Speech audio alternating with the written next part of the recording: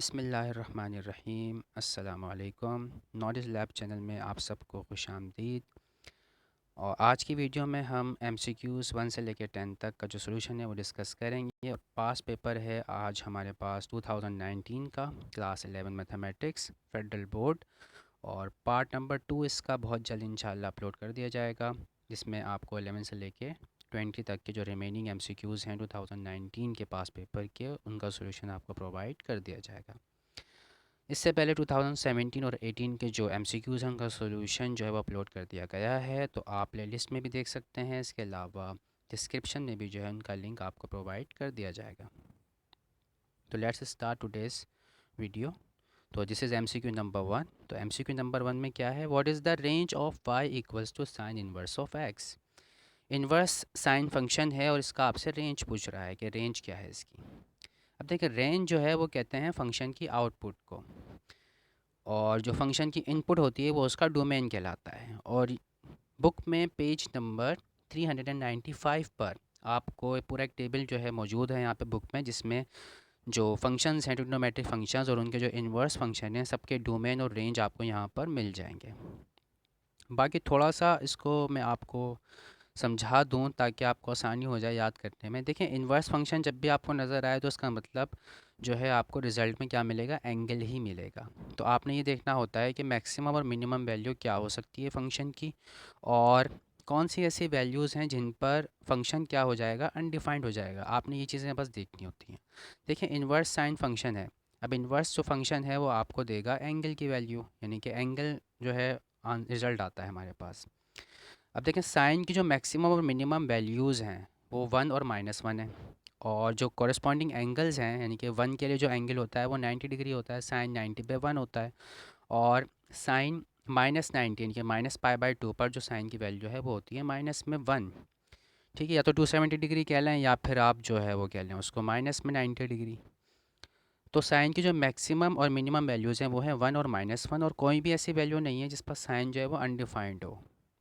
तो यही वजह है कि जो इसकी जो रेंज है वो है π/2, -π/2 से लेकर π/2 तक, और ये इंक्लूडेड हैं यानी कि इंक्लूसिव हैं ये। ठीक है, एक तो ये तरीका होता है रेंज लिखने का, एक इंटरवल वाला मेथड होता है जिसमें हम स्क्वायर ब्रैकेट यूज़ करते हैं। तो डिफरेंट डिफरेंट मेथड और डिफरेंट डिफरेंट अंदाज में जो है आपको बदल बदल कर वो एक ही तरह के MCQs बार बार आपको देते रहते हैं। तो आप इसको थोड़ा सा अगर समझ लेंगे तो आपके लिए आसानी हो जाएगी। तो आई होप कि जो मैंने समझाया है उससे आपको काफ़ी हेल्प हो जाएगी। तो चलते हैं आप MCQ नंबर 2 की तरफ। तो MCQ नंबर 2 इज़, what is the general solution of sine x equals to 0 in R. देखें, ये एक ट्रिग्नोमेट्रिक इक्वेशन है। ऐसी इक्वेशन जिसमें कोई ट्रिग्नोमेट्रिक फंक्शन इन्वॉल्व हो जाए वो कहलाती है ट्रिग्नोमेट्रिक इक्वेशन। अब ट्रिग्नोमेट्रिक इक्वेशन जो है, क्योंकि ट्रिग्नोमेट्रिक फंक्शंस पीरियोडिक होते हैं, तो इसी पीरियोडिसिटी की वजह से इनके जो सॉल्यूशंस होते हैं वो भी इनफाइनाइट होते हैं। देखिए, ये बात बुक में पेज नंबर 401 पर यहाँ पर मौजूद है। Trigonometric equations have an infinite number of solutions due to the periodicity of the trigonometric functions. क्योंकि पीरियोडिक फंक्शन होते हैं, साइनोसॉइडल वेव बनती है, यानी कि बार बार जो है सेम वैल्यूज़ रिपीट हो रही होती हैं। तो अब ये जो इक्वेशन है साइन x इक्वल टू 0, देखिए आंसर तो बुक में मौजूद है, ये लिखा हुआ theta is equal to n pi, यानी कि ऑप्शन सी हमारे पास ये वाला जो है करेक्ट ऑप्शन है। n बिलोंग्स टू z और +-n पाई, यानी कि साइन x इक्वल टू 0 जो है, x की क्या वैल्यू मैं यहाँ पे पुट करूँ कि जो आंसर है वो 0 आ जाए। ठीक है, साइन 0 डिग्री पर 0 होता है, 180 डिग्री पर 0 होता है। इसके अलावा 180 डिग्री का कोई भी आप इंटीजर मल्टीपल लेंगे तो साइन जो है वो उसकी वैल्यू की 0 आएगी।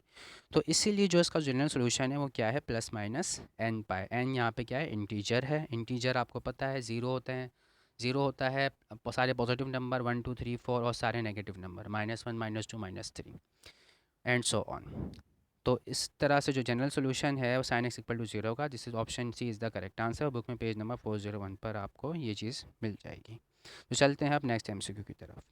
MCQ number 3, under which of the following operations the set S equals to -1, 0, 1 is close. 3 elements हैं इस सेट के अंदर और आपसे पूछ रहा है कि जो सेट है किस ऑपरेशन के लिहाज से ये क्लोज्ड होगा। अब क्लोज्ड ऑपरेशन सेट होने के लिए सेट का क्लोज होने के लिए क्या कंडीशन है? कंडीशन ये है कि सेट जो है उस वक्त क्लोज कहलाता है किसी ऑपरेशन के लिहाज से जब हम वो ऑपरेशन उसके जो एलिमेंट्स उन सब पे परफॉर्म करें, परफॉर्म करने के बाद जो रिज़ल्ट हमें मिले वो सारे के सारे रिज़ल्ट्स जो हैं उसी सेट के अंदर मौजूद होने चाहिए। अगर मौजूद नहीं होंगे, कोई एक भी केस ऐसा आ गया कि जिसमें जो है वो कोई डिफरेंट रिज़ल्ट आ गया, यानी कि कोई ऐसी वैल्यू जनरेट हो गई जो सेट के अंदर मौजूद नहीं है, तो हम कहते हैं कि क्लोज नहीं है with respect to the particular operation. तो अब यहाँ पर आपको एक सेट गिवन है, इसके लिए देखिए मैंने टेबल जनरेट करके आपको डिटेल में समझाया हुआ है। अब देखें जब आप पेपर में कर रहे होंगे तो आपने पूरे पूरे टेबल जनरेट नहीं कर रहे हैं, इतना टाइम नहीं होता है। आपको अगर कोई भी एक एक भी केस ऐसा नज़र आ रहा है कि जो इस सेट में मौजूद नहीं है, तो आप फ़ौरन से समझ जाइए कि ये जो है इस ऑपरेशन के लिहाज से जो है सेट क्लोज नहीं है। तो बहरहाल मैं आपको सारे एक्सप्लेन कर देता हूँ ताकि आपको अच्छे तरीके से जो है वो कॉन्सेप्ट आ जाए। अब देखें आंसर तो इसका है मल्टीप्लिकेशन। तो सबसे पहला ऑप्शन मल्टीप्लिकेशन है, तो सबसे पहले यही वाला टेबल मैं समझा देता हूँ आपको। देखिए 3 एलिमेंट है, -1 0 और 1। तो इस तरह से कुछ टेबल बना लिया मैंने, -1 0 1 -1 0 1, और ये है मल्टीप्लाई का साइन। इनके जो मैंने एलिमेंट सेट के जो हैं वो यहाँ पे लिख दिए, ऊपर भी और यहाँ पर इस साइड में जो कॉलम है इसमें भी। अब -1 और -1 दोनों को क्या करना है? मल्टीप्लाई, यानी कि यहाँ जो एलिमेंट लिखे हैं और यहाँ जो एलिमेंट लिखे हैं इन दोनों को हमें क्या करना है? बारी बारी यहाँ जो भी ऑपरेटर लिखा होगा उसको हमें परफॉर्म करके यहाँ पे इनके रिजल्ट जनरेट करने हैं। अब -1 को मल्टीप्लाई किया, -1 से आंसर आया 1। 1 देखें यहाँ पे सेट में मौजूद है। सिमिलरली -1 को मल्टीप्लाई किया अब हमने 0 से, तो 0 आएगा, तो 0 यहाँ पे सेट में मौजूद है। -1 को मल्टीप्लाई किया 1 से, तो आया -1, -1 भी सेट में मौजूद है। तो इसी तरीके से हमने सारे 1 बाय 1 कैलकुलेशन परफॉर्म की, तो ये टेबल जनरेट हुआ। और ये सारे के सारे एलिमेंट देखें इसी सेट के हैं, कोई भी एलिमेंट ऐसा नहीं है जो इस सेट में ना हो। तो इसीलिए हम कह रहे हैं कि ये जो सेट है with respect to multiplication closed है। अब देखें दूसरा ऑप्शन है डिवीजन वाला। अब डिवीजन के लिए जब हमने टेबल जनरेट किया तो इसमें देखें -1 को जब आप डिवाइड करेंगे 0 से तो ये इन्फिनिटी आएगा। तो इन्फिनिटी को मैंने रेड से मार्क इसीलिए किया हुआ इन तीनों चीज़ों को, क्योंकि ये देखें इस सेट से इनका कोई ताल्लुक है ही नहीं, कोई लिंक ही नहीं है। तो कोई भी एक केस अगर आपको ऐसा मिल जाता है किसी ऑपरेटर के लिए, तो आप फ़ौरन से उसको वहीं पर रोक दें, स्टॉप कर दें, इनके वो क्लोज नहीं है। ठीक है। अब इस यू डी का क्या मतलब है? देखें 0 डिवाइडेड बाय 0 ये अनडिफाइंड फॉर्म होती है। सिमिलरली ये 1 डिवाइडेड बाय 0 ये इन्फिनिटी होता है। अब सब्ट्रैक्शन एडिशन के लिहाज से देखें तो -1 और -1 ऐड किया हमने तो क्या आया? -2 आया। -2 देखें यहाँ पर सेट में मौजूद नहीं है, तो इसलिए एडिशन के लिहाज से ये सेट क्लोज्ड नहीं है। सब्ट्रैक्शन के लिहाज से अगर देखें तो -1 और -1, तो ये आया दोबारा, -2 आ गया देखें इसके अंदर भी। और इसके अंदर एक और केस भी मौजूद है कुछ इस तरह का, देखें 1 और माइनस और ये माइनस +1, तो 1 + 1 2 आ गया। देखें 2 और -2 दोनों जो हैं इस सेट में मौजूद नहीं है, तो ये इसलिए जो है करेक्ट जो ऑप्शन है वो है मल्टीप्लिकेशन। क्लियर? आई होप कि आपको अच्छी तरीके से अब ये बात समझ में आ गई होगी कि क्लोज्ड होने से क्या मुराद होती है। अब चलते हैं नेक्स्ट एमसीक्यू की तरफ। MCQ number 4। तो which of the following sets is equal to x belongs to q। देखें ये x है, ये इस सिंबल का मतलब होता है बिलोंग्स टू, यानी कि मेंबर को रिप्रेजेंट करने के लिए हम इस्तेमाल करते हैं कि जो x है ये q से इसका ताल्लुक़ है, ये q का मेंबर है। q क्या होता है? अब रैशनल नंबर्स को हम सेट ऑफ रैशनल नंबर्स को जो है q से रिप्रेजेंट किया जाता है। ठीक है। रैशनल नंबर ऐसे नंबर होते हैं जिन्हें हम p/q की फॉर्म में, इनके फ्रैक्शन की फॉर्म में लिख सकते हैं। तो अब यहाँ पे कह रहा है x² इज़ इक्वल टू 2। अब देखें x² इज़ इक्वल टू 2 का मतलब ये है कि ऐसा कौन सा नंबर है जिसका मैं स्क्वायर करूं तो मेरे पास रिजल्ट जो है वो 2 आएगा। यकीनन स्क्वायर रूट ऑफ 2, √2 का जब आप स्क्वायर करेंगे तो आंसर आएगा 2। लेकिन क्या square root of 2 rational number है? नहीं। देखें स्क्वायर रूट अगर इस तरह का है, उसके अंदर रेडिकल के अंदर कोई ऐसा नंबर लिखा हुआ है जो कि प्राइम नंबर है या वो परफेक्ट स्क्वायर नहीं है, तो इस तरह के जो रेडिकल्स होते हैं वो इर्रेशनल नंबर्स होते हैं। तो इसीलिए जो है ये जो सेट है ये एक एम्प्टी सेट है। तो इसलिए जो है ऑप्शन ए जो है क्या होगा? इसका करेक्ट आंसर होगा। यानी कि जो स्टेटमेंट लिखी हुई है इसके मुताबिक एक्स जो है वो क्या है? एक इर्रेशनल नंबर है, जबकि यहाँ पे वो कह रहा है कि एक्स बिलोंग्स टू क्यू। तो इर्रेशनल नंबर को हम रैशनल नहीं कह सकते, तो इसलिए जो है ये क्या होगा? एम्प्टी सेट होगा। ठीक। अब नेक्स्ट एमसीक्यू देखते हैं। MCQ number 5। Which of the following binary relations from a = 1 to 3 to B is equals to A B C is a function. आपसे ये पूछ रहा है कि ए से बी की तरफ अगर मैं क्या करूँ, रिलेशन लूँ, तो बाइनरी रिलेशन जो लिए जाएंगे ए से बी, ए टू बी, तो इनमें से कुछ ऑप्शन उन्होंने आपको दिए, मैं आपसे पूछा इनमें से कौन सा ऐसा है जो फंक्शन नहीं है। अब देखें रिलेशन क्या होता है। देखें ए और ए टू बी का मतलब ये है कि आपने ए और बी को क्या करना है, इनका कार्टेशियन प्रोडक्ट लेना है, सेट्स का Cartesian product A cross B find करना है। देखिए यहाँ पे बुक में ये मौजूद है, 2.9 हेडिंग है, बुक में यहाँ पर मौजूद है ये। देखें इसका पेज नंबर जो है मेंशन करना शायद मैं भूल गया हूँ। बहरहाल हेडिंग देख लें आप, तो इसको आप सर्च कर लीजिएगा बुक में, तो मैं आपको एक्सप्लेन कर देता हूँ। देखें रिलेशन के हवाले से कुछ इंपॉर्टेंट पॉइंट्स यहाँ पे देखें मौजूद हैं। ए क्रॉस बी, देखिए पहला पॉइंट है let A and B are two non empty sets then any subset of the Cartesian product A cross B. तो ए टू बी उसने कहा था मैंने कि ए और बी दोनों सेट को हम क्या करेंगे, उनका कार्टेशियन प्रोडक्ट ले लेंगे। जब कार्टेशियन प्रोडक्ट लिया जाता है तो हमें ऑर्डर्ड पेयर्स मिलते हैं, तो वो जो ऑर्डर्ड पेयर्स हमें मिलेंगे उनका हमने एक सेट बना लिया, लेट सपोज। अब वो एक हमारे पास एक ऑर्डर्ड पेयर का एक सेट बन गया ए क्रॉस बी, जिसे हम कार्टेशियन प्रोडक्ट भी कहते हैं। अब उस उस सेट का कोई भी सबसेट अगर हम ले लेंगे तो वो क्या कहलाएगा, रिलेशन कहलाएगा। देखिए ये लिखा हुआ है यहाँ पर, let A and B two non empty set and any subset of the Cartesian product A cross B is called a binary relation. तो जो भी सबसेट आप बना देंगे उस सेट का जो आपको ए क्रॉस बी से मिला है वो क्या कहलाएगा, बाइनरी रिलेशन कहलाएगा। तो और simply R relation from A to B, अगर वो कहे बी टू ए तो आपने बी को ए से मल्टीप्लाई कर देना है। बहरहाल अभी जो हमारे पास एमसीक्यू है इसमें हमने ए को बी से मल्टीप्लाई करना है, और ये काम उसने हमें परफॉर्म करके दिया हुआ। उसने हमसे ये पूछा हुआ है कि रिलेशन जो है कौन सा वाला जो है वो फंक्शन कौन सा वाला फंक्शन है। रिलेशंस तो सारे के सारे हैं वो, लेकिन उनमें से कौन सा फंक्शन है। अब फंक्शन को समझाने के लिए कुछ टर्म्स जो है इनका समझना ज़रूरी है। देखें set of the first elements of the ordered pair, अब यहाँ पे देखें आपको ऑर्डर्ड पेयर नज़र आ रहे हैं, दिखाता हूँ मैं आपको थोड़ा सा इसको साइड में करके। ये देखें, देखिए ये ऑर्डर पेयर्स नज़र आ रहे हैं आपको, 1 कॉमा, ये ऑर्डर पेयर्स कहलाते हैं। ठीक है, तो इसमें जो फर्स्ट एलिमेंट है ये कहलाता है डोमेन।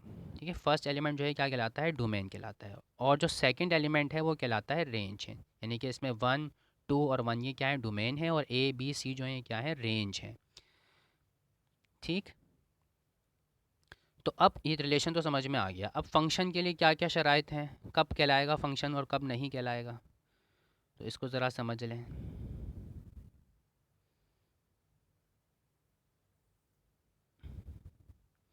तो इसके लिए यहाँ पे देखें हेडिंग नंबर है 2.10। फंक्शन के लिहाज से यहाँ पे 3 कंडीशन है फंक्शन के लिए। तो फंक्शन कब किस वक्त कहलाएगा, देखें F is a relation from A to B, that is F is a subset of A cross B. देखें सबसेट होना चाहिए ए क्रॉस बी का, वो तो हमारे पास ऑलरेडी गिवन है।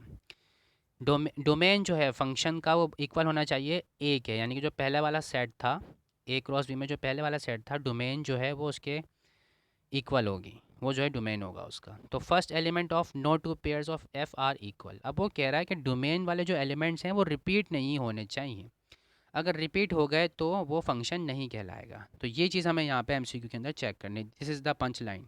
ठीक है, तो ये इसी का जो है वो टेस्ट हो रहा है आपका इस एमसीक्यू के अंदर।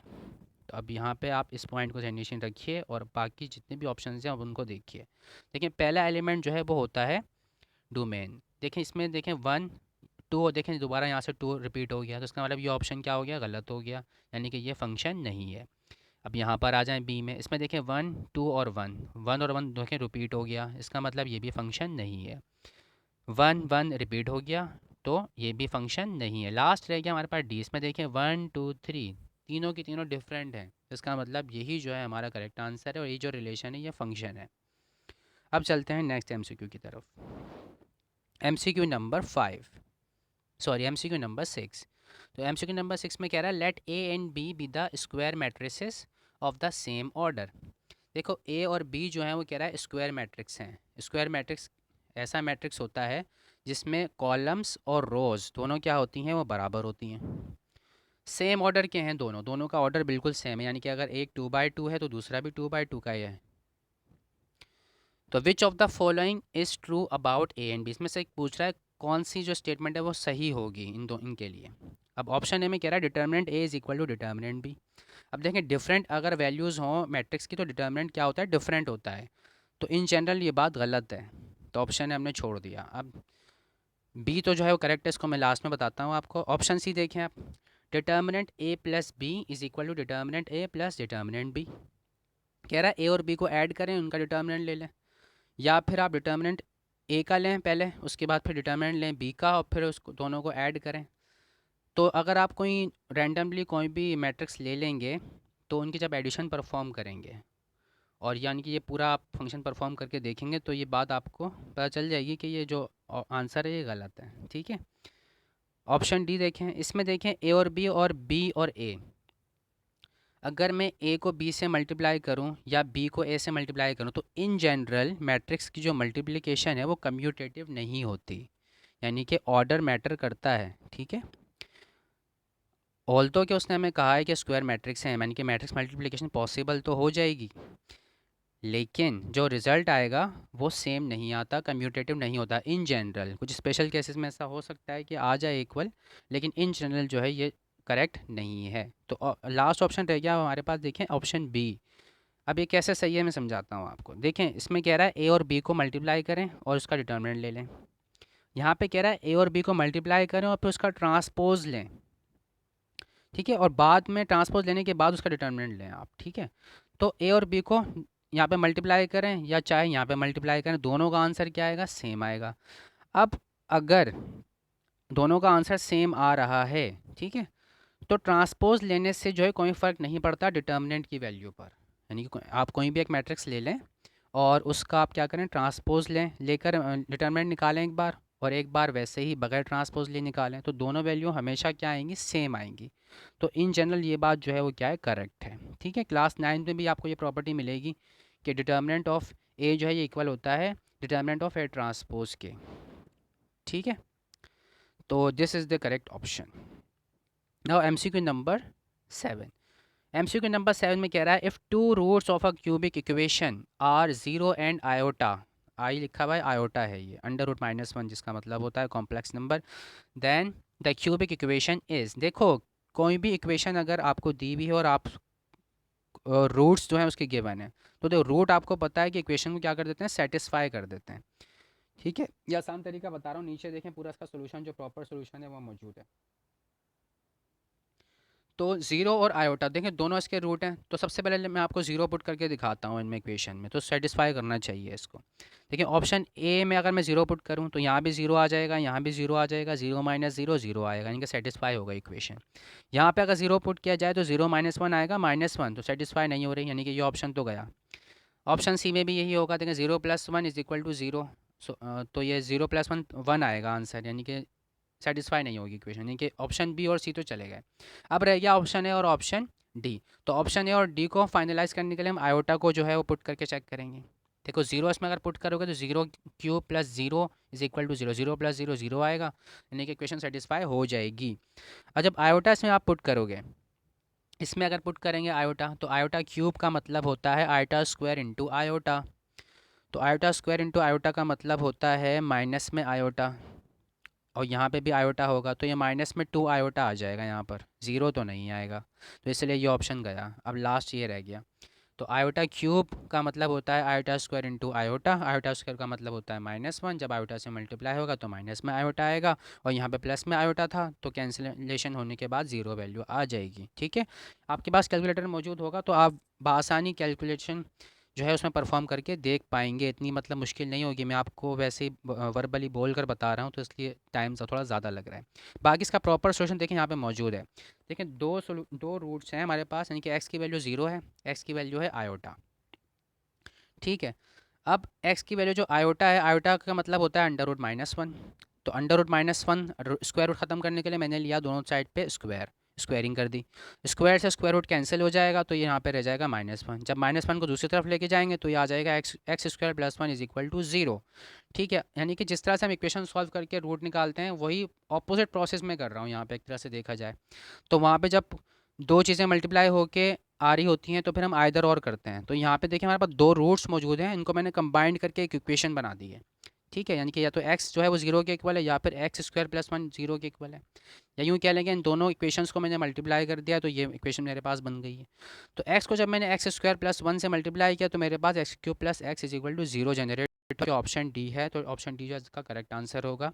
ठीक है, तो इस तरह से आप जो है इक्वेशन जनरेट कर सकते हैं। ठीक है, दोनों मेथड, दोनों में से जो आपको आसान लगे वो आप कर लें। चाहें तो आप रूट्स की वैल्यू इक्वेशन में पुट करके सेटिस्फाई करके देख लें, चाहें आप पूरा सॉल्व कर लें। जैसे आपको मुनासिब लगे उस तरह से आप अटैम्प्ट कर सकते हैं, डिपेंडिंग अपॉन कि कितना टाइम आपको अवेलेबल है। MCQ number 8। अच्छा, कुछ लोग सोच रहे हैं कि सर बहुत ज़्यादा पका रहे हैं।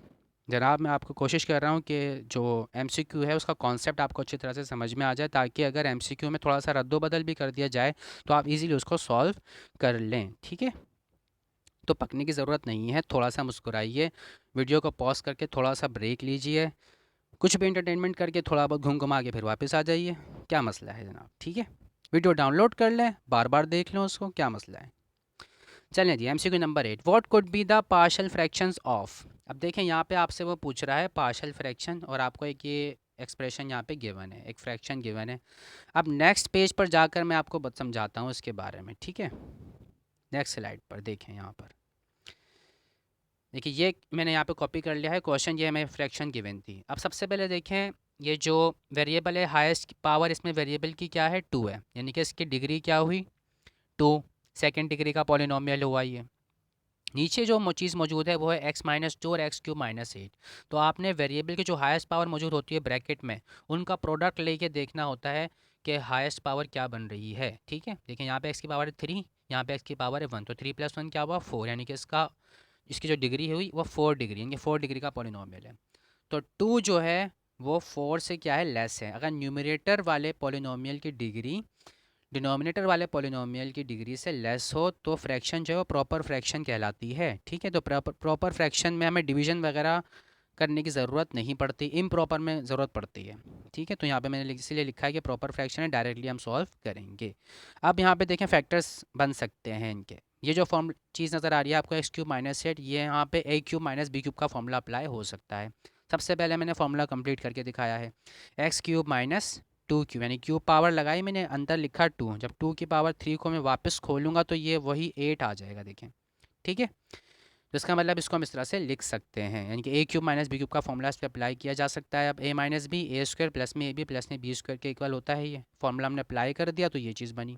अब देखें ये और ये दोनों सेम है, मल्टीप्लाई होने के बाद पावर बन गई 2।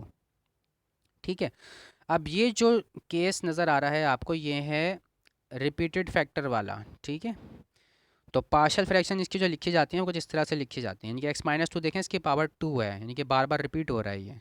तो एक बार हम इसको लिखेंगे इस तरह a/x-2 करके लिखेंगे, प्लस में b/x-2 होल पावर 2, इस तरह से लिखा जाएगा। फिर ये जो लास्ट वाला फैक्टर है x² प्लस में 2x प्लस में 4 वाला, ये क्वाड्रेटिक फैक्टर है। तो क्वाड्रेटिक फैक्टर के ऊपर दो जो है हमारे पास वेरिएबल यहाँ पे यूज़ करते हैं हम, cx प्लस में d, इसको इस तरह से लिखा जाता है। तो जो भी ऑप्शन देखें इससे मैच करेगा, वही आपका जो है करेक्ट आंसर होगा। बाज़ औक़ात ऐसा करते हैं थोड़ा बहुत वेरिएबल जो है वो आगे पीछे कर देते हैं, घुमा देते हैं ताकि आप कंफ्यूज हों।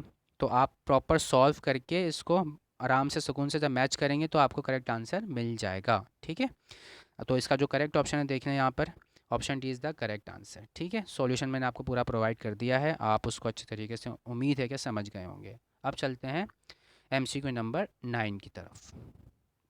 तो MCQ number 9, what is the sum of n terms of the sequence with nth term n a n equals to 4n plus में 1। अच्छा MCQ था ये, मज़ेदार MCQ है।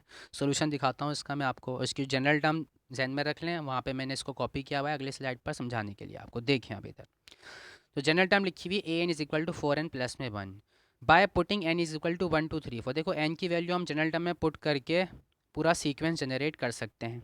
तो मैंने n की वैल्यू 1 पुट करी, यहाँ पे देखिए n की जगह 1 रखा, तो 4 1 से मल्टीप्लाई हुआ, 4 1 ज़ा 4 प्लस 1 5 आया, तो पहली टर्म आ गई 5। सेकंड टर्म के लिए n की वैल्यू 2 पुट करेंगे, तो 4 2 ज़ा 8 प्लस 1 9 हो जाएगा।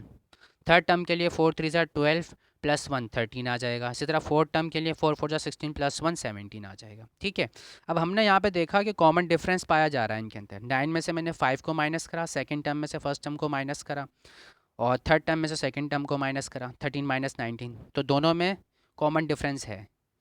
चेक करने के लिए यहाँ पे आपको एक और टर्म दिखा देता हूँ मैं। 17 में से जब 13 निकालोगे तो तब भी 4 ही आएगा। उसका मतलब जो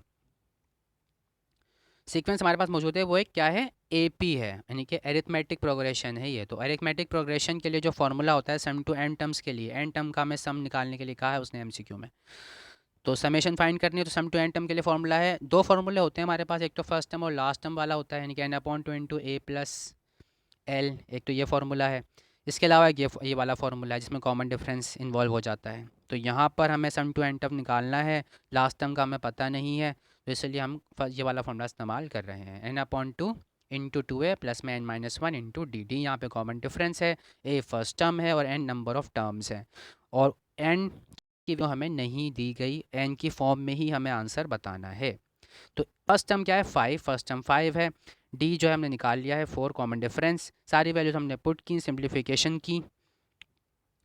चलिए समझा देता हूँ सिंप्लीफिकेशन भी। देखें 2 यहाँ से हमने निकाल लिया है कॉमन, जब 2 यहाँ से कॉमन निकाल लिया तो यहाँ पर रह गया सिर्फ 5 और यहाँ पर रह गया सिर्फ 2, तो 2 जब अंदर मल्टीप्लाई होगा तो 2n माइनस में 2 आएगा।